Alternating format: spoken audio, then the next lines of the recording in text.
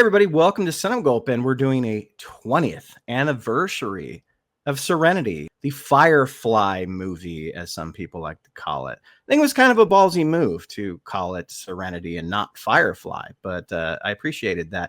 Join with me is ScottyR37 of the Phantasmagorium Show and Anti-Derivative Jill. Hey, Scotty. Hey, I'm a leaf on the wind. And we got the one and only Jill herself from the Anti-Derivative Jill Show. How are you, Jill? I'm very excited to be here. Firefly, the show, came out when I was in the military. I didn't see it until about late 2003. I think the show had been over by that point, but it was still in some kind of syndication. Do you guys remember what network it was? It was on Fox, and it's interesting that you would say that you saw it while you were deployed, because Firefly fans had actually gathered $140,000 or $14,000. I know there's a 1 and a 4 in there somewhere to distribute the DVDs to servicemen on deployment. And so that was by design to try and get support, because as we all know, it is one of the most famous canceled television shows of all time. But yeah, you're right. Yeah, Fox, that makes sense. Because Fox got to be a little bit more risque, a little bit more edgy. Like, it had X-Files. It definitely allowed for some darker content. Not that Firefly got overly dark, but it did deal with a lot of themes. And rewatching some of Firefly, I forgot about some of the stuff. Some of the stuff said and some of the stuff implied, and it made me just love it even more. Fox was looking to replace the X-Files and was sort of excited about Joss Whedon, the president of Fox Television or Fox Entertainment, had been a fan of Joss Whedon's and wanted to do another show after he was, because of the success of Buffy the Vampire Slayer and Angel. And he did a space show that was more of a Western. It was partially based on a book regarding Battle of Gettysburg. I think it was called The Killing Angels. John Ford movie Stagecoach were the sort of templates, but he wanted to take it out into space. I was definitely drawn in with it's kind of more of the opposite of Star Trek, maybe a little more Star Warsy. And I just enjoy the banter more than anything. The characters are incredible, the way they interact with each other. I don't know if that's correct. Interact. Yeah, I think the aesthetic of the show and the characters are what I fell in love with, because on this rewatch of the show, the plot, the episodic nature of every episode wasn't super engaging or heady. It was, you're following the characters. You want to see what happens with River. You want to see what happens with Kaylee. You want to see what happens with my favorite character, Jane. A man named Jane. That's not to say that the episodes weren't smart. I mean, Joss Whedon is smart. I just mean, I really got interested in the characters really quick. They gave you a lot of will they, won't they's. They gave you the complexity of Jane. Is he a good guy? Is he a total piece of shit? Or is he somewhere in the middle? Mal obviously has a lot of Han Solo in him. If you would look at Han Solo in that first film, specifically Star Wars, I will not call it A New Hope, Star Wars, he's a cowboy. Trying on my Halloween costume. What exactly are you supposed to be? Space cowboy. Another thing that I really loved about Firefly, and you don't catch it right away, you'll be in the middle of like their second or third episode and you're like, wait a minute, this is the future. It's science fiction, but everyone's a cowboy. And there's horses everywhere. And even the laser guns look like old 6-shooters. That is really odd, and it's really interesting. It's funny that you mentioned Star Trek. Like, this is sort of not the anti-Star Trek, but it is... The Federation is not necessarily the good guys. In this case, it is the Alliance. And they're the ones who are trying to bring peace and justice to the galaxy, even though and as we find out more specifically in Serenity, it is an oppressive military that is enforcing the peace. I think it's great that that Firefly does come from the perspective of the underdogs, the people, as Joss Whedon said. If the Enterprise was flying through space, it would just whiz right past. Wouldn't even give a second thought to what was going on the Firefly, on the Serenity. I think it was Joss Whedon and Tim Minar that wrote the pilot episode, and which I think was called Serenity, but it was originally titled The Train Job. Yeah. What happened, from what I understand, Fox was not necessarily pleased what they were seeing in terms of the initial filming of the first episode. They found Mal to be a little too gruff. He's a dickhead in the first episode. This transformed Inara from what creator Joss Whedon tastefully calls in Serenity the official visual companion, a whore.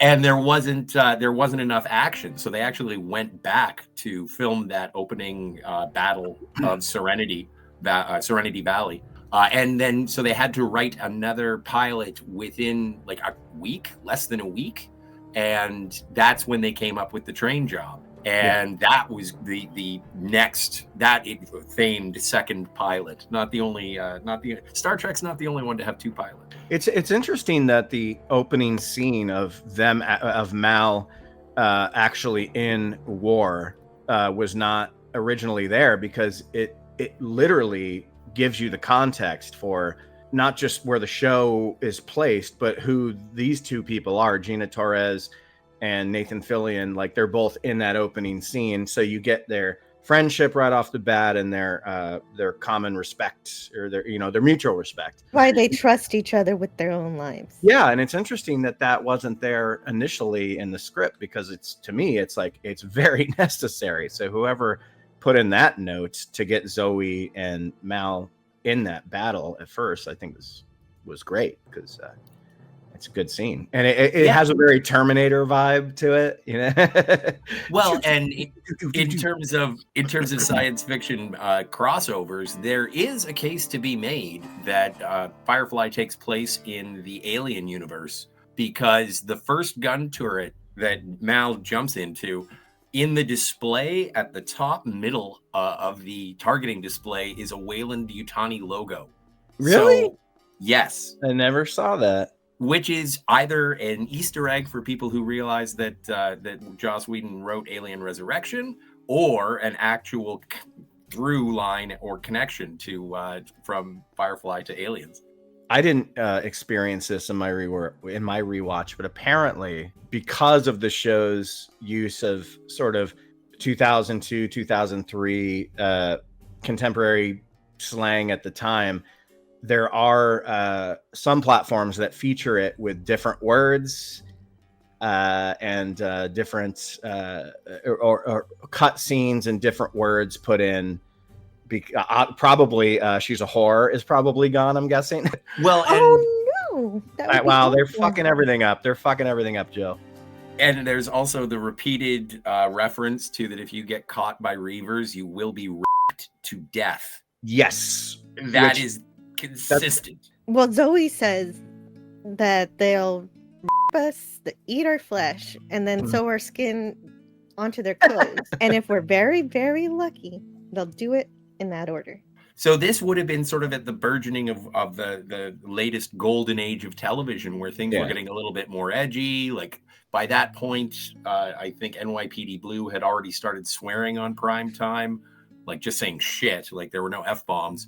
But so they were definitely pushing the envelope for cable television. Well, standard cable. Yeah, right. Well, that was regular. Fox was regular television. I never knew what time Firefly came on or what day. Somebody told me it was on a Friday, and I'm like, that's a fucking horrible day. That's usually where they put you to die. That you're on the plank, It was Friday night. It was aired horribly out of order, and it was preempted by Major League Baseball and an Adam Sandler movie. From Joss Whedon, the creator of Buffy the Vampire Slayer. Bring us a little closer. Time for some thrilling heroics. Even with it being on Friday nights, for you to get a regular sense of what this show was about was horribly mismanaged at all. They aired the pilot last. Yeah. It didn't really matter because it was so episodic. Yeah, to this day, I couldn't tell you what was supposed to be the final episode. I don't even think they really had written a final episode of the season, because I think it got shut off at 13. Is that right? Was it 12 or 13 episodes? Oh, 14. Jill's correct, 14. Well, we're all close. Okay, Joe got it right. We're all pretty close, though. Yeah. When we talk about the movie, I really want to get into that, because the movie does feel like that was the season finale of what would have been the first season. But the best thing about the show for me is the characters. That's what I am really drawn to with characters, is the chemistry that they do have. I like how Kaylee is. I like Jewel State. I like Shepherd Book. Ron Glass is amazing. The wise elder, and then still being aware of Mal being the captain, and so he's almost like a Guinan of sorts. Yeah, and you almost take the first episode, you almost take the pilot episode through Shepard's eyes, because he's the one that comes on board and is sort of observing everything and sort of not judging people, but sizing people up. Scotty said that he's like Guinan, but I see him maybe a combination of Guinan and Garrick, because he says he's a shepherd, but it's very clear that there's something more to him than that. He knows a lot about criminality, and it's proven in the movie. Maybe not personality-wise, but just the fact that... I'm kidding. He doesn't remind me at all. He's probably an operative. When I saw Serenity for the first time, I think I had seen one episode, because the girl I was dating at the time was like, she was totally into it and she wanted to watch it. And so she would turn it on and then we would not watch it while we did the sex. And so then the movie came out, and I think I watched it on DVD, is how I was introduced to it briefly at first. And then I went and I saw the movie. I already had a distaste for Nathan Fillion, because he kind of played the heel in the Brendan Fraser movie Blast from the Past. And I was like, oh, I don't like this guy. Go back to the hotel. Yeah, before I kick your ass. I fell in love with Nathan Fillion. Never had a bad feeling against him. That's quite a movie. That's quite a movie to hold a grudge to. I know, right? So I watched it, fell in love with the cast, was aware of it.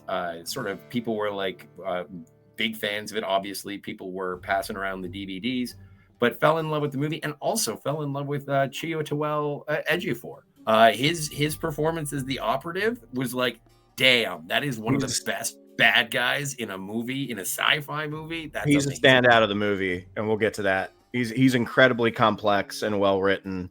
You know, and I'll say this as we sort of transition into the movie was the epitome of what they say when they call a movie made for fans. And I mean that in a very literal sense. If you've not watched the show, you pretty much have no fucking idea what the fuck is going on in the movie. It's really for the fans. And I think that's probably why it did modest at best financially. But it wasn't about that. It was about like letting people that really loved that show get a sort of season finale. And I don't know if deep down somewhere Joss Whedon was like, I wonder if this movie will reignite network interest on picking it back up. I don't know if that was his objective or he thought that at all. You keep mentioning romances, and I can very much get bogged down in romance and get really bored with the show. But Firefly doesn't let you get bored with it because it balances it out. It doesn't happen for most of the episode like some shows will do. When I bring up romances, the show barely has any of that in there, and neither does the movie. Definitely one of the best things about shows like Cheers, Lois and Clark, even X-Files, the will they won't they? X-Files, absolutely, is like once you get the two leads together, then everything falls apart. But I think that what's interesting about Firefly is that you have a baked-in romance already with Wash and Zoe. You have a married couple, and that is where you get most of your canoodling from. And the sexual tension between Mal and Inara helps. Like that's frosting on the love cupcake. And then you do get that between the only person I don't think we've mentioned yet is between Kaylee and Simon. I never understood what Kaylee saw in Simon. He's a fucking, if anything, he wants to fuck his sister.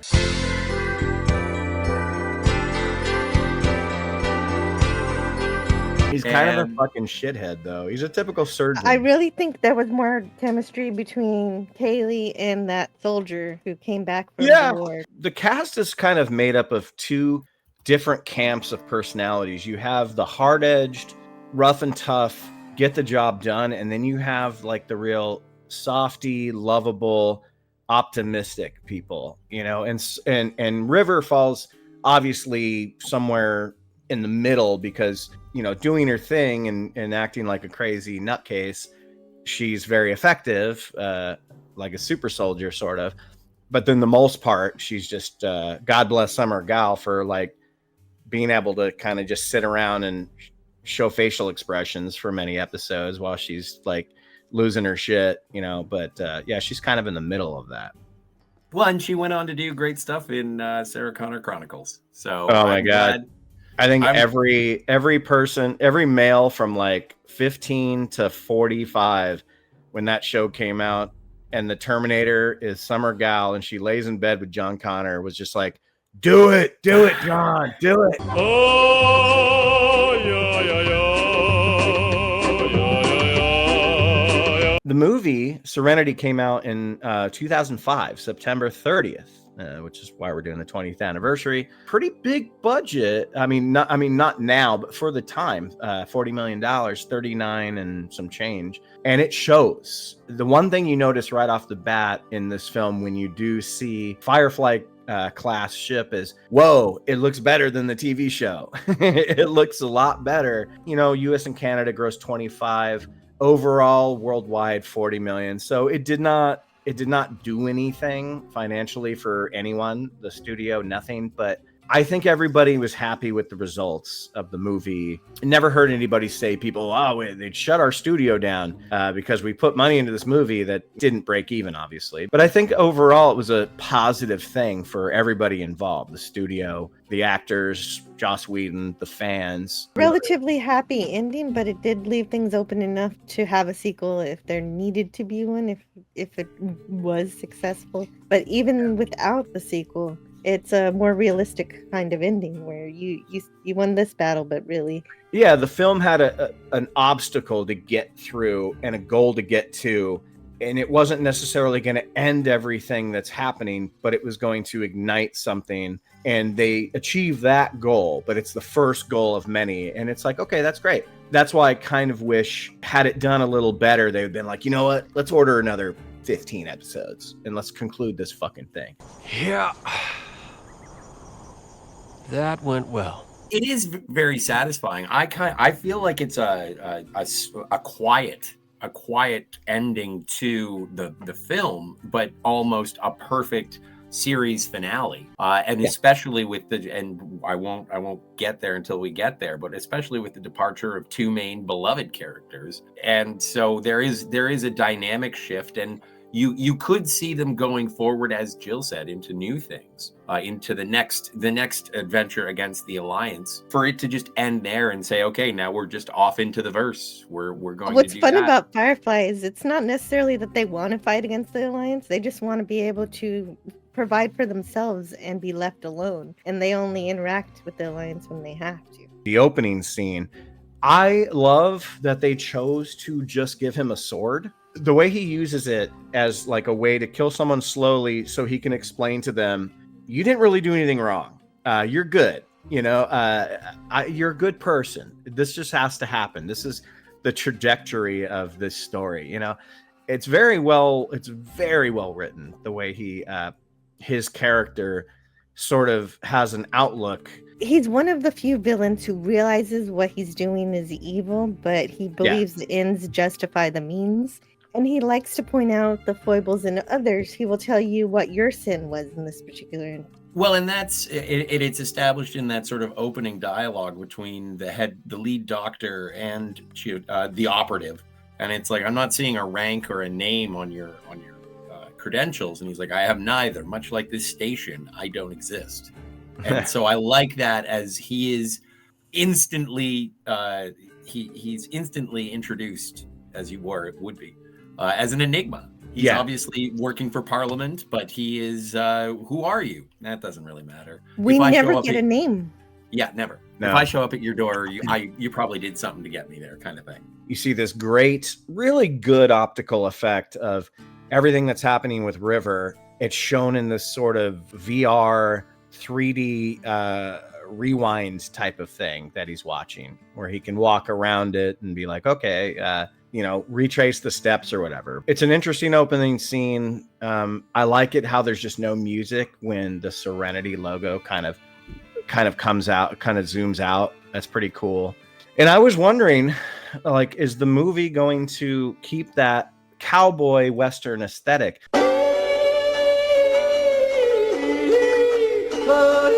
Because, you know, TNG, the movies changed the aesthetic and the look of the Enterprise for the movies.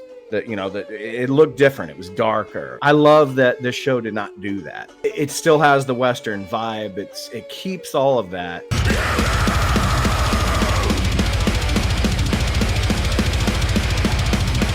But it felt so much the same as the show, but with obvious bigger budget. It's Hollywood, baby. It's Hollywood, baby. It's Hollywood, baby. Externally, when you see the ship for the first time in the movie, you can see the quality of the budget from the exteriors. It's fully realized. Not that the show did a bad job, but it's a difference between a Fox show and a $40 million movie. Well, and it also, in terms of the interior sets as well, not just the CGI. I only think there's one dodgy CGI shot right at the beginning when the Serenity lands for the first time. The landing gear on the wheat, I think, looks a little 2000. But after that, everything looks totally fine in my eyes. The way that they recreated the ship itself, like, I think it's one of the best introductions, not only to the characters, the crew of the Serenity, but also to get a sense of the geography of the ship.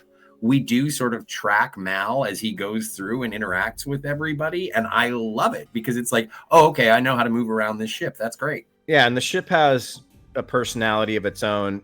I think more exteriorly, kind of how it moves and the way that Wash flies it. I love the way it looks externally. It's kind of nothing like what we've seen in sci-fi. I mean, you two probably watch a lot more specific sci-fi than myself, so there might be something similar in another show or movie, but I love the way it moves. A lot of people call it garbage. That was garbage! And of course that offends Kaylee, but a lot of people also see how it is a ship that'll last. She may not look like much, but she's got it where it counts. Fly true, as Zoe says at the end. And I think that it somewhat speaks to Joss Whedon's affinity towards Star Wars, because as you mentioned, Mal is sort of a Han Solo type. I do think Nathan Fillion is television's Harrison Ford. The ship it's a scow. It's the same way that people regard the Millennium Falcon. You came in that thing, you're braver than I thought. And it's the same deal with the Serenity. And it's not what you would see as traditionally, but also this takes place in the 26th century. And I like how, while actually not even interstellar travel, because the solar system that they inhabit, they're only in one solar system. And for them to go through that, I like that there's still sort of a sense of reality in this far-flung future show. Like, I don't think there's faster than light travel. That's what I'm curious about. Did they get over to this star just through generational ship travel? Or did they have a type of hyperspeed or warp drive? That is never discussed. And just in terms of how it is in the far-flung future and how all of these planets were sort of Earth-ish, but they had to be terraformed. The world of the verse is really fascinating. And it's almost how, when people talk about Star Wars and how it's a lived-in future, as you mentioned with Aliens, and it's like a used future, or an Alien with the space truckers, this also has because of the Western feel, the dust, but like even seeing the thrusters rotating and how we don't have such a familiarity with the Alliance and their shinier vessels and their state-of-the-art stuff. This one actually feels like what would your on the ground space settlers and pirates be flying? Yeah, and it almost feels like at some point in the future, a lot of culture went full circle and went back to a specific thing. Because even though you have the technology and you have the laser guns, you choose to use a holster and make them look like a 6-shooter. And there's a lot of that in the show when they go to different planets and stuff. And, you know, as we get into the first kind of action set piece of this movie, they take out this really odd, very interesting and creative looking kind of hovercraft thing. And it could be taken as like that is their A wagon or a person. like a wagon, yeah, like a charter wagon, yeah. It kind of reminds you of that, and then you get an action set piece where it's being chased, and that set piece is interesting because of the look of that vehicle and what it can do. I noticed this in this movie that I don't know if we got a lot of in the show. I know we did a little bit because we were just talking about Mal and his mouth and his attitude and outlook and stuff like that. But you get this moment where our Reavers show up. They get on their little hoverboard or hover scooter or hover wagon, and people are like going, "Hey, get us out of here, help us!" And he's basically like, "Fuck off!" He's like kicking them off it, you know. But then he puts one out of his misery that it's about to be eaten by Reavers, and then later you get him and Zoe, and she's like, "We would have never done that in war." And this is where you're like, oh wow, this movie is not quite as lighthearted as the show. Like it's going there early on that Mal is just, what is he? Is he money hungry? Is he just like, and then he even has that line, you know, we got to make good, got to get it done.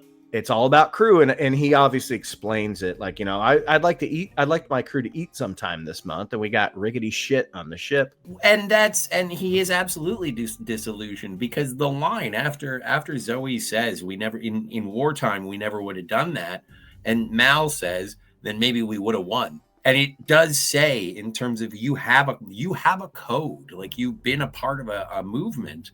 And he is disillusioned by it. And he's like, yeah, well, now it's time we start looking out for ourselves, because last time I tried to help anybody else, didn't pan out. Well, and it seemed to have a cumulative effect, because at this point, we don't know what happened between the end of the series and whenever Serenity begins, but it seems like they've gone into deeper poverty than they were in during the TV show, when everything was light and fluffy, as it could be. Yeah, the movie never really tells you how long it's supposed to have been since you finally saw them in the show. You could picture maybe a year or less, because people still don't really like or trust Simon. They don't like or trust River. So it couldn't have been that. It couldn't have been very long from the show to. But you do have Inara gone, and you have Shepard went off and did his own thing. There's actually a degradation in the relationship between Simon and Mal, because I did rewatch the entire series, and there's right. They don't like each other in the movie. Not at all. Fuck you, asshole. Fuck you, asshole. Well, they didn't really in the series either, but when it came down to it, Mal did tell Simon that you're part of this crew.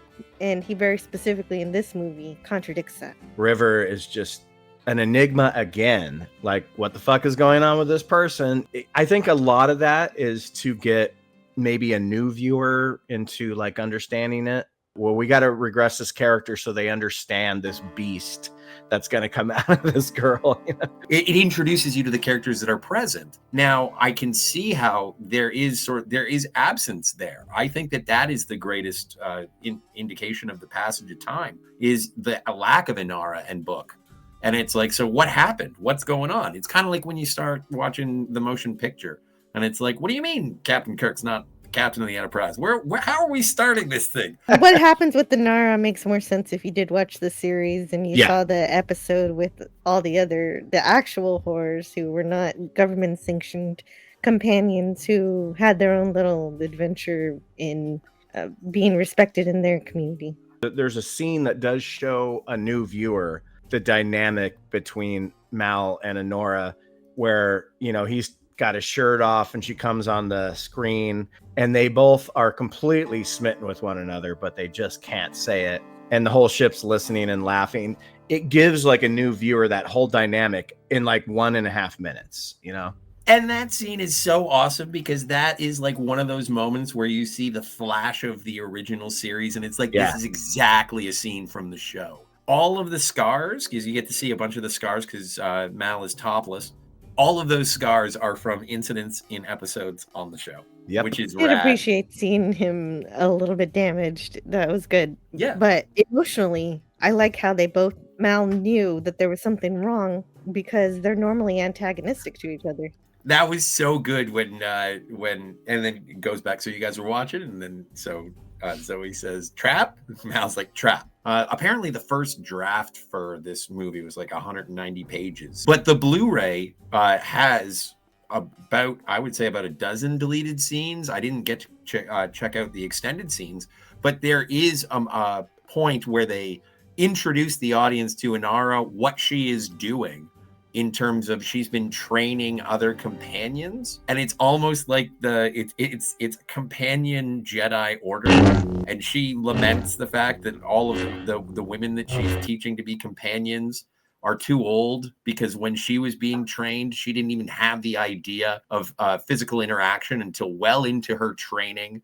Too old to begin the training. And she doesn't want these women to be common whores. Dirty, dirty whore. You whore! He wanted to make sure that the fans of the show would get something worthy of the show, and it wouldn't just be bogged down on reintroducing everything to new people. Jane, little short-handed in the movie, where he was a little bit more interesting in the show, but I get it. I just think Adam Baldwin's awesome and everything. So Jane, the man they call Jane. He's really fantastic. He can completely change his character. Yeah, he's a wonderful actor. And he loves sci-fi. He's like a motherfucker's been in some banger classics, man. Yeah, so the one off the top of my head, Independence Day, right? Independence Day, fucking Predator 2, obviously. You know, you get past your like first action set piece, which is fun. Jane gets shot in the leg, you know, with that fucking harpoon, and he's hanging off. And you know, if Jane does get a storyline in this one, it's more of the same, where he's like, nobody fucking cares about me on this boat. You know, like he's kind of, I got fucking shot in the leg. You know, it's all funny till somebody gets shot in the leg. It's better than what Kaylee gets. She's just hounding after Simon. Oh yeah, it's kind of a bummer. Like, first of all, why is she pining after that fucking shithead? The only thing I was missing from Kaylee was there wasn't a lot of her doing engineering stuff. No, there wasn't. I love that. It was all shot setup, where you see the shot you see her doing engineering stuff is immediately going to lead to something else. Right. Yeah, she never has a moment. That could have been a really fun thing when they try to make the ship look like a Reaver ship, with her kind of conducting that whole thing, and they just kind of fly through that. Exactly what I wanted. I wanted her Scotty moment. Yeah. I get it. Yeah. Yeah. Like, aside from the special effects, but there's one moment in that that he's coming back against the operative, and Mal is like, no, and Wash is like, yes, no, yes, yes, yes, yes, yes, no, no, no. Dude, that shot, fucking Rise of Star Wars, or Rise of Cobra, or whatever the fuck that movie's called. Rise of fucking Skywalker. Palpatine only wishes that when their huge fleet shows up, it could be as impactful. Well, and it is a perfect moment. He says the bastards aren't even changing course, and then the Reavers come through the mist, and he's like, target the Reavers, somebody fire. Yeah, that's the first time that he loses his poise. He's like, come on, what the fuck? What the fuck? The first time he's really scared. Yeah, like that is, and that's also, and I think that this movie does such a great job at establishing and reinforcing how terribly fucking frightening the Reavers are. Yeah, they do that so well, not only in the show, but in the movie, and they do it minimalistically. Like, they don't beat it over the head. It's all like jump scares, flash cuts. And then you get to see them briefly and they'll attack something, but they never linger on it for too long. Well, the movie really nails it by giving you just a holographic image of a woman, and the sound design and the ADR of her scream that they play several times, where you're like, oh, fuck. Like, what the fuck is going on? There's brilliant setup for that too, because earlier in the movie, twice, in different occasions, one occasion where that one man who wanted to get on the hovercraft is pushed off, and the Reavers get him. Mal shoots him. So, and Zoe says that was mercy. And then when Jane is harpooned in the leg, he says, if they get me, shoot me. Yeah. And so it's very established that if you're captured by them, it's best if you go. Yeah, and that's also based on the horror stories that you hear about the Reavers. And then when you're only giving fleeting flashes of the Reavers, that when you do hear that sound design, when you hear Sarah Paulson's character, Dr. Karen. I always forget that Sarah Paulson. Yeah. And you hear her, and they cut to Jane, and Jane's got his hand over his mouth, and he's like, turn it off. Like, it's so horrific. Jane doesn't even want to see it. Exactly. Yeah. The most hard edge motherfucker is like, holy shit. A national treasure who I've watched in movies for years and years and years. David Krumholtz. Yeah. I love Krumholtz in this. I love him in this. I love him in everything, man. Yeah, totally. He's great. I love that he has like what is kind of ahead of its time, a love bot, which we'd see in movies like Companion and other things like that, where he's basically married to this thing that arm lifts up and waves, and he's clearly fucked it a whole bunch of times, which is I hate the word fuckbot. It is Chekhov's sex bot. The sex bot does inform Mal, but unfortunately Mal didn't say thank you and then shoot it to pieces, because then it repeats the same thing to the operative. So they cut River and Simon loose, only to obviously have them come back pretty immediately. But this is where the movie introduces something.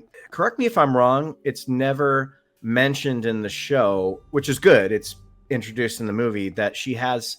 There's a like a password or something that Simon says to something. I can't remember. Something ignites her like crazy, fuck everybody up, and then he says like moose nick or whatever the fuck he says. Mecca like a high, mecca hiney ho. It's a Russian phrase that that is literally translated to, this is to make the hens laugh. You don't know shit about River in the show. What I hear that it was intended all along, but it was supposed to be a very, very slow burn over the course of several seasons. And so there were only very small hints. I was saying there were only hints that she's something more. The biggest one being that they actually mention in the movie is how she shot 3 people blind while closing her eyes. And that's how you can tell that the movie was a combination of 2, maybe 3, maybe 4 scripts that were written to sort of conclude a season. Because like you said, Jill, like they were slowly progressing those things about River. And in this movie, they had to condense it so much, and you learn so much so quickly. She has a Manchurian, what do you call it, a Manchurian candidate kind of thing going on, where something triggers her to fight. But at the beginning of the movie, she's not in control of it. Yeah. She doesn't realize she's beating up all these innocent bar patrons. Also, how it's supported when talking to Mr. Universe and seeing when it's like, so what was River looking at?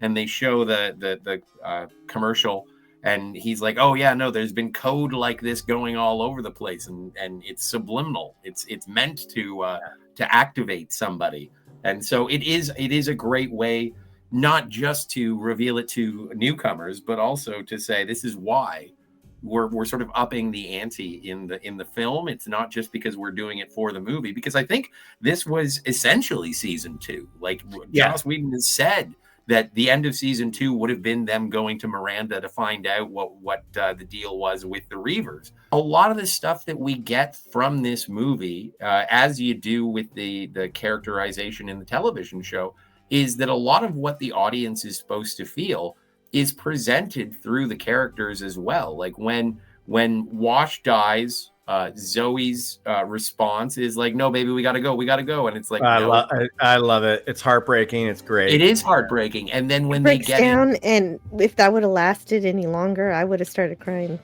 But then, well, dude, and Alan Tudyk, the way he played it, where he's just like he's dead immediately. He doesn't get a speech of like, take care of the kids. Like, he's fucking dead. He's dead. And then the next sort of, I don't know, not twist the knife, but reinforce the grief is when Kaylee says, what about Wash? Where's Wash? And then when Zoe says, he's not coming. Yeah, it would have been nice for another beat just to sort of have everybody respond. But considering the intensity of the moment, I kind of forgive it.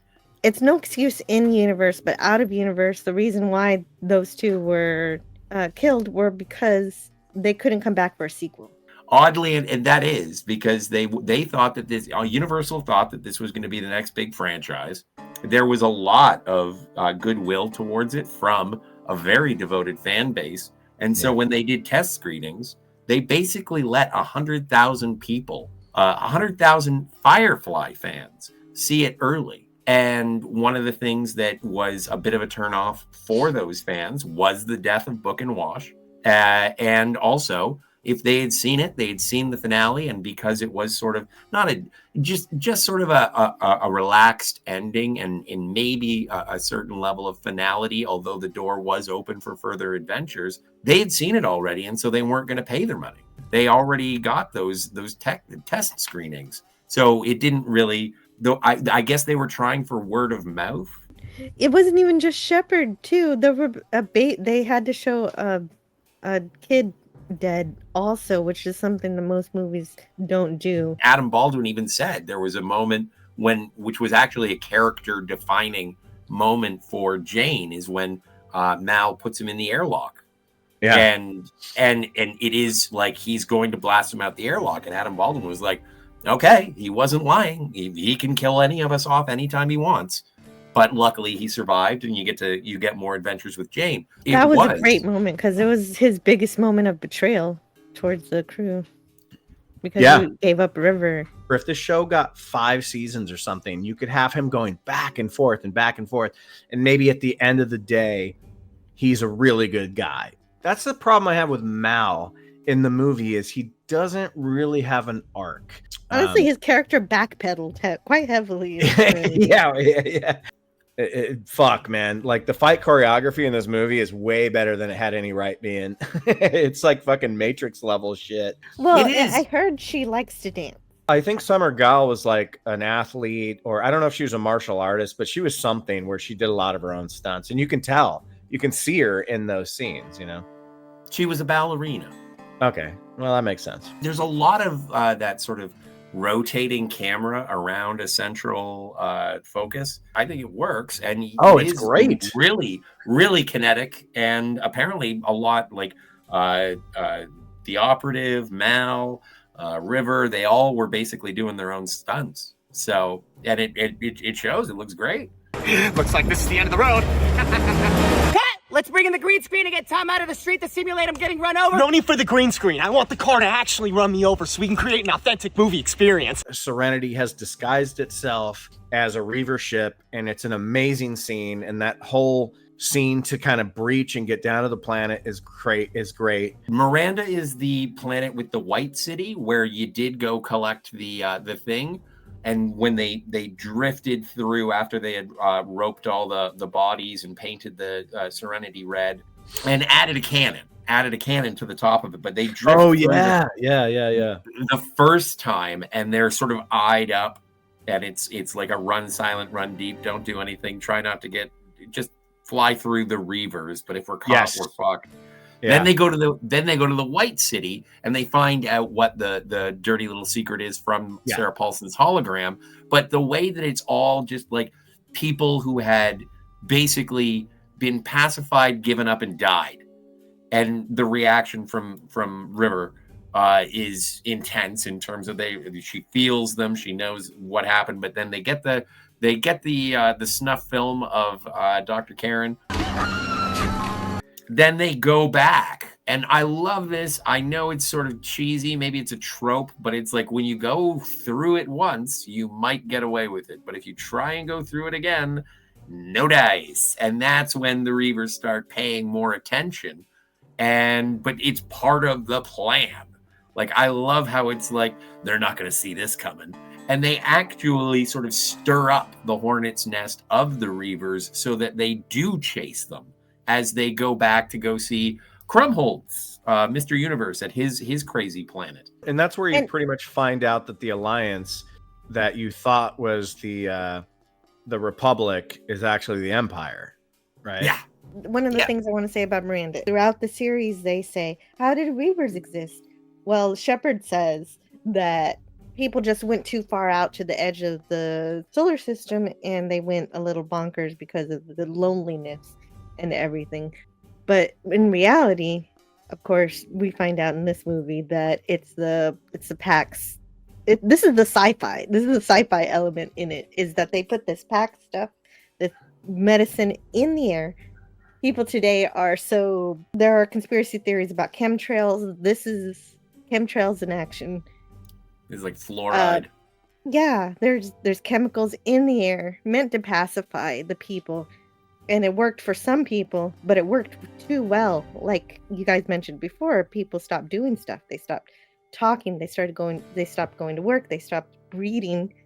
And it all, I don't know if anybody's seen Zardoz, but a very similar thing happens in that movie too. Who are you talking to? Of course we've seen Zardoz. Very zombie-ish people. I was not expecting a Zardoz drop during this. Thank you, Jill. And of course, the flip side is some people were pacified to nothingness and others became Reavers. Well, I've always thought that the Reavers were the most sci-fi horror element of the show and the movie. Scotty or Jill, super huge Star Trek fans. What would you equate to like a Reaver from, like, what would you compare that to in like a Star Trek sort of antagonist or something that would approach? I think the only thing that I would equate it to would be like species 8472. The creature, when the other members of its species retreated into fluidic space, it was left behind. Dude, he's wasted. Scotty, that is exactly the only alien that I could come up with myself in terms of the aliens that would be that way. But they were only like that for a little while until they decided they wanted to bring them back as 90210.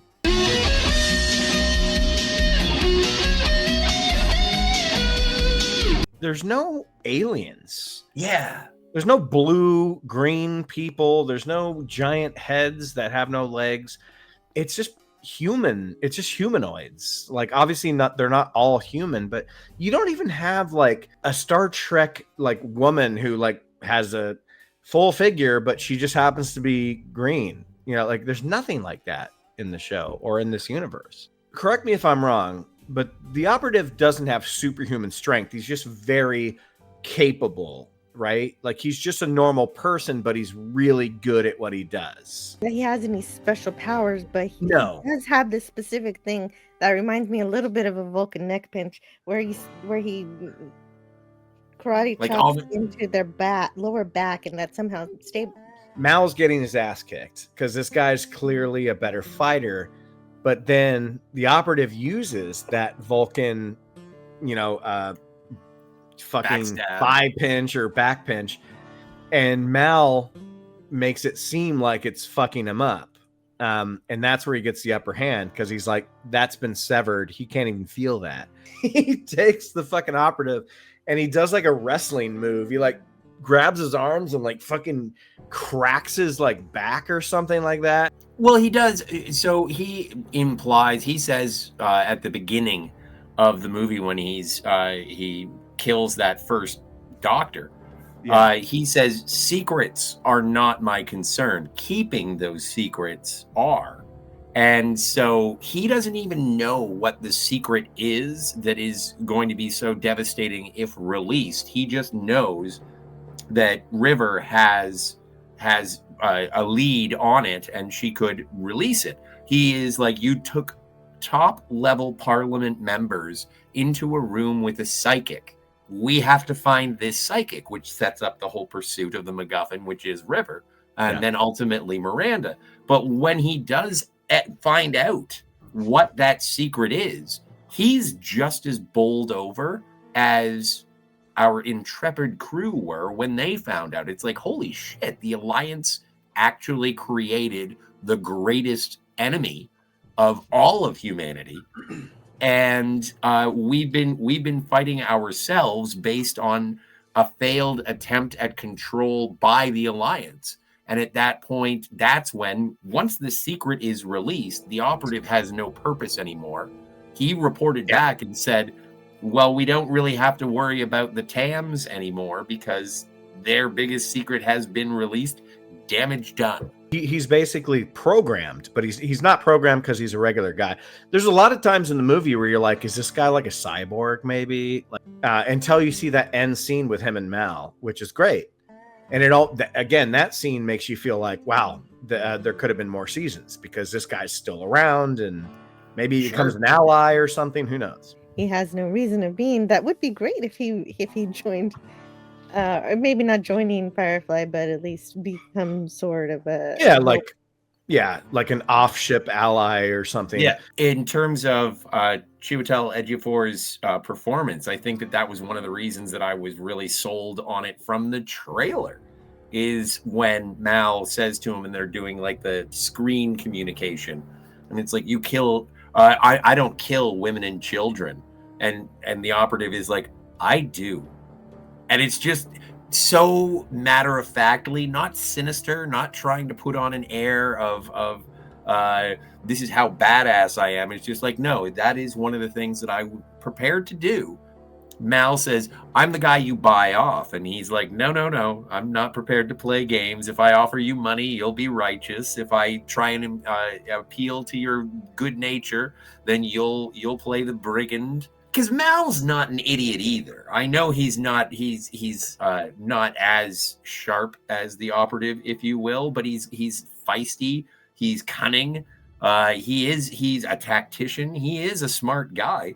And also, one of the things that I love about Mal's character, not just in the movie, but also in the TV show, is my hero of the show is constantly getting his ass whooped.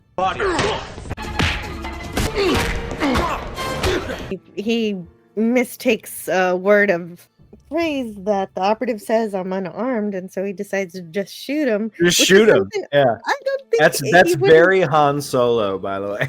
I'm unarmed. Good.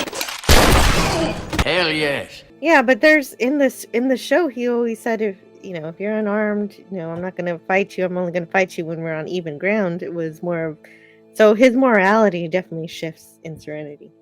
He does the Vulcan backstab, and then and it hurts. It still hurts Mal, and he's like, oh.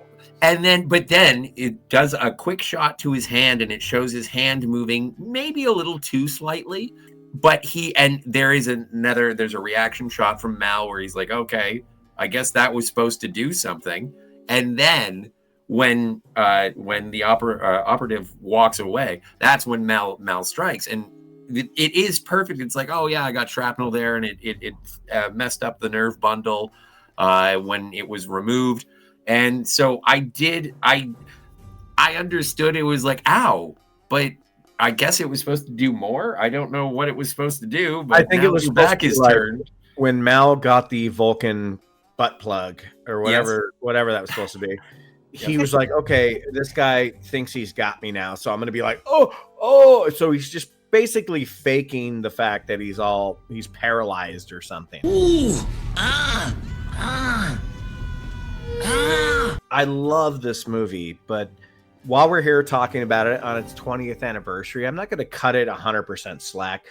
There was moments where it would have been nice if the team, look at Guardians of the Galaxy, like the end of that movie, the team comes together. I'm comparing apples to oranges here with like the perception of the films, but like the team comes together in this way that makes the crowd cheer. And like this movie could have had a moment like that where like everyone is in synchronicity, like doing something really special, but instead, and again, I'm not discrediting it for this because I love this movie, but man, wouldn't it have been cool if like every character had this moment that would make the crowd cheer, like just something that they do special to maybe save another person or just something. But instead, it's just like the entire cast is, hiding behind like sandbags. That's just me. I love movies like that where the whole team has an obstacle and everybody gets a moment. But obviously then you get your River moment, which did give me chills even rewatching it. I fucking love that scene where she said, when Simon gets shot, what does she say? She says like my turn or something like you've been taking care of me your whole life. My turn. Oh, dude, that scene is so good. At the end, when the odds are against them and there's no way out, they have a ship of Reavers who are going to kill the remaining crew. Zoe is overwhelmed with not only grief, but a sense of survival and even then, it's like she may not have a sense of survival. She may just go guns blazing, and if they take her, they take her. Having everybody at their absolute lowest moment then, I think, is great. And the only people who really, I think the only moment of levity throughout that third act is when it's between Simon and Kaylee. And Simon says, the only thing I regret the most is that we weren't together. And Kaylee's like, you mean sex? I'm very happy we're going to have all the sex. Hell yes. I totally forgot about that line until I watched it again. I was like, what? She's like a fucking child. Oh, no, she's totes hornball. Hell with this. I'ma live. Hell with this. I'm gonna live. Exactly. It's great. But I think that that's also something that flips Serenity and Firefly against sort of that team at the end that comes out of it, and then they cheers and have shawarma and everything. You ever tried shawarma? Hell yes. We've already lost Book, we lost Wash, and then this is going to be sort of their last stand for what they believe in. It's not money. It's something that is, we have to show the verse what the Alliance is. And it's more of a moral choice than anything else. And they've been on the losing end of these moral choices since we met them in the first episode of the show. And so I really like that. And the fact that they pulled out basically a minor victory against an overbearing Alliance is, I think it fits great with the show. And again, I read a couple of reviews of this movie, and they say it's a good movie, but you're not going to get as much out of it if you haven't watched the show. Dude, Wash dies like Bennett from fucking Commando. As much as it hurt that they both died, that's just how much I was worried about everybody else during the climax. They wanted, even though I don't want Wash to be dead, I want him to have lots of babies with Zoe. I think Wash was just the logical one to die because you didn't expect it. And then they gave him this amazing pilot scene, just like they gave him this great scene as a pilot. And then he says his catchphrase, I'm a leaf on the wind. What? Less than a second after he says that, this fucking giant fucking thing just goes through his chest and he's dead. Like, he doesn't get to say anything else to Zoe. He's gone. You are dead. When you lose your favorite characters in a story, it does have impact. And even if the people in the story itself don't react the way that you're reacting, I think there's a lot of violence in the last battle that is like, and then they cut to after the success of the broadcast, and it's like, and we're fine. So Zoe's I fine. thought for sure that Zoe was going to die. Me too. Because she just lost the love of her life and kind of everything that she stood for. I thought she was going to die in some, not as like a fucking, I got shot and I'm dead, but like she was going to do something heroic and die. And I'm glad she didn't. As soon as he dies, she does start to break down, as you described earlier. But Mal stops her and she can immediately shift and focus on the task at hand. And what showed me that maybe she might die is that she steps in front of the front lines, because of course they set everything up that they have cover, and she goes in front of the cover, and you think that is the moment that she's gonna. I think Jane gets shot again. Like, people get shot. It's a very intense but very intimate action set piece at the end. It's very small scale. They tried the store to give Kaylee a moment, saying that she's going to rig the blast doors, but there wasn't really any. We didn't see that happening. Jane and Zoe, when Jane is behind the crates, and it's like, Zoe, get back here maintain the line. It grabs her. Yeah. Jane is just, that's why he's my favorite character, because he's a dickhead, but he's a hero. And like he loves his crew. He'll do anything for his crew. He'll die for his crew. But at the same time, if he doesn't trust somebody in the slightest, he'll fuck them over. Like, that's why he's so well written. I love Jane. Well, and they paid off a moment where he was ordered to leave his grenades behind, and this time he brought them. There's a lot of setup and payoff in this movie too. Like just from as you mentioned before with the operative always having his sort of final explanation to his victims as to what everything's going to be, and then Mal punches him in the throat in the last. Oh, I love that. He just elbows him in the throat. And then Mal says, sorry about your throat. I know you have your famous last words to say, but yeah. And then he does the back thing. That's right. Yeah, he does like the suplex or whatever. The rock bottom. And Simon gets shot. I was hoping Simon died. Yeah. I gotta get my bag. River's just like fucking all these Reavers up, and then she grabs a bag and she just fucking chucks it in there right when the doors are closing. You're just like, okay, this chick, as long as she's on our side, we're gonna win. There is blood dripping off of her axe and her spear, but I always remembered her as being like her face in blood. Like I imagined her as being like a demon coming out of a pit of gore. No, it's not. Oh, okay. Yeah, no, I was expecting to see her like, holy shit, she just came through a bloodbath. I think it's just that great shot, the one that Jill sent a still image of. Yeah. When those doors reopen and there's just blood dripping off the axe and then the other fucking sword. Not only is that shot awesome because the doors open and they see it's so awesome that River is taking care of the Reavers, but I like the fact that the wall gets blown out, and so it's not that they killed all the Reavers, it's that the Alliance was coming to capture them and had killed all, like the rear lines of the Reavers. So the Reavers were trying to get to the crew of the Serenity. The Alliance was killing the back lines of the Reavers, and then when they blow the wall out, even when they've won through the magic ninja powers of River Tam, they've still lost. Like, it is still an option for the Alliance to be like, yeah, what do we do? And then it is the operative who was not able to speak then sends and is also tied to a gantry. And then he has to watch the truth of what he's been supporting this whole time. Right. Yeah. The crew of the Serenity don't necessarily have a grand victory. There's no parade. They're not heroes or anything, but they convinced their greatest enemy for this particular episode, if you will. See, 2005, this movie comes out. Let's say it makes 70 million. You're probably going to get a 6-episode miniseries to close out the entire thing, but that never happened because the movie didn't make that much money.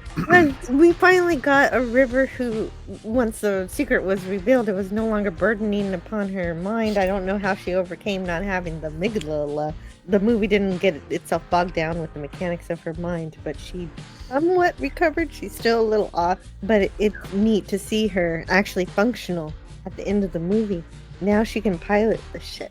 River has always been sort of, a MacGuffin or an albatross, and I'm saying that incorrectly, but if you want to know what I'm talking about, see the movie.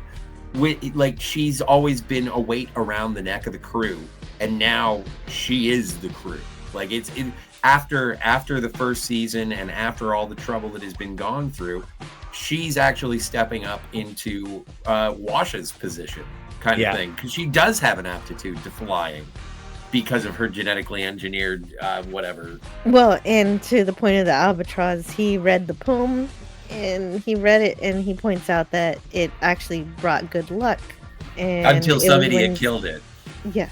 And then the doom came. Yeah, she reads minds. That's the only... her psychic powers are the only reasons I believe that she could defeat a room full of Reavers, is because she knows. She has like Spidey sense. So she can sense... That's why her fighting skills are so good, because she anticipates it coming, right? I guess? Yeah. Yes, she was also taught these combat skills, but the fact that she knows exactly what the Reavers' moves are going to be before they even know themselves a little. I don't know who wants to do a eulogy for Shepherd Book, but I'm going to do a quick one for Wash, because Wash was a great character played by a great actor. So I'm going to start the eulogy now. So Wash, clean with water, typically soap and or detergent. Wash, of flowing water, someone or something in particular direction. an act of washing something or an instant of being washed. So if I may do book, a written or printed work consisting of pages glued or sewn together along one side and bound in covers. A bound set of blank sheets for writing or keeping records in. Book can also be a verb, to reserve in advance or to make an official record of a name and other personal details. Yeah, God rest to those two characters. I guess Mr. Universe as well, but we hardly knew ye. But big ups to Krumholtz. Way to go for Krumholtz. Love that guy. The things I would eat out of her ass. You have no idea. I'm just going to paraphrase what they said at the end of the movie. I think it's a beautiful thing. But they've been talking about how River Tam is a psychic and how creepy it is and how weird it is. And Mal at the end of the movie says, I want to give you the first rule of flying. But I guess you already know that because you can read my mind. And the way that River Summerglow, how she says, yeah, I do. But I like to hear you say it. It's such a wonderful, I don't know, it's a way to take away the creepiness of something, or it's just a way to cement the relationship. Inara says that she might stick around, and Jane and Zoe are just doing their job on the ship, and Kaylee finally gets laid by Simon, but she gets laid. Hey, everybody, we're all gonna get laid. Flashback during the series, we learned that her getting laid was how she got her job, because the actual mechanic who was first hired in the ship totally sucked, but he got her interested. She liked engines. In my factory, many engines in my factory. And so I don't know if it's been that long since she's gotten laid until now, but she did say during this movie that the only thing she had was something with batteries. We were talking about the last line of the movie. After when she says, I'd like to hear you say it. And he mentions that he says the most important rule is love. You can learn all the math in the verse, but you take a boat in the air you don't love, she'll shake you off just as sure as turning of worlds. Love keeps her in the air when she ought to fall down, tells you she's hurting, or she teams, makes her a home. But it kind of reminds me of a shorter line. I know, I hate going back to Star Trek, but McCoy goes on to the Enterprise in the first episode of The Next Generation and says, treat her like a lady, and she'll always bring you home. I have one more question to pose for the two of you. Do you think that Mal and Inara should have ended the way they did in the movie? There's the scene where they just look at each other, but then it goes back to the will they, won't they? They never... Like, if this was going to be the last thing ever done, are you happy with that decision that it's still left up in the air? Or would it be too on the nose if it was like, oh, now we're gonna kiss, you know? I like it. I enjoy that it wasn't resolved because, as you said, in terms of it being like, I even think that it is worthy of either a season or series. Like, Mal is so private, and Inara is so composed, and she's still gonna work. But they're in love with each other, though. Yes. But, and I think that there's, Mal doesn't want to hang out with an OnlyFans girl, and want to hang out with a petty thief. Doesn't want a petty thief. I'm happy that Kaylee and Simon got together at the end, because I think that Kaylee deserved a happy ending. And I think the thing that Mal wants the most is the ship. Inara is the ship. But Inara's there, and if Inara is going to stay on the ship, I think that that's the closest concession to Inara loving Mal and wanting to stay near Mal and staying on Serenity. Biggest proclamation of her love was in that episode where they went to the whorehouse. But basically when Mal makes it with the lead lady. Anara is crying. Yeah. You finally see that. There's no question anymore. But their problem is that they're both so fiercely independent that they can't admit it. But we don't need a big tongue kiss, happy music, pans out to the ship. You know, like, we don't need that. I love this movie. I love the show. I love the characters. The characters enticed me. The setting enticed me. I love the genre mashup of sci-fi western, and the cast is electric in terms of its chemistry. I highly recommend it. If you have an aversion to what has transpired with Joss Whedon, I say stow that baggage and just enjoy a great story. Some people want more of something. I almost feel happy that this is a contained just book. All right, so we may have only got the 14 episodes in the movie, but during that short time, it was, maybe we didn't mention too much about the comedy, but it was very funny. The dialogue is witty. I was laughing all throughout watching those 14 episodes. And all the personalities melded together in such a way that you wanted to see what they were going to do next. Not every scene had to be defining, and yet every episode was really important.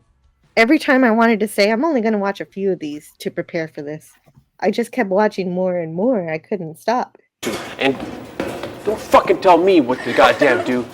My ship! What the goddamn do? Everything was incredible. I loved all of the characters. I loved the marriage between Wash and Zoe.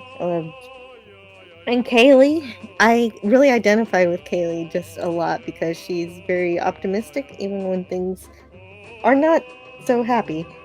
And then it just ended, but it didn't feel too bad. But I'm very glad that we did get a movie. We got the movie to wrap up all certain sorts of things. All different storylines. Maybe not everything was wrapped up, but a lot of things were, and it was satisfying. And maybe it was good, even though I wanted more. Everything we got was stellar. You know how sometimes we say, well, this series was just good for 3 or 4 seasons, and then it really went downhill. It never went downhill. So I just wanted to thank you for letting me talk about it today. I want to thank you, Jill, for being here to talk about it. Happy 20th anniversary to Joss Whedon's Serenity. Happy, celebration to Firefly. We drink your cinema. I drink it up! Oh!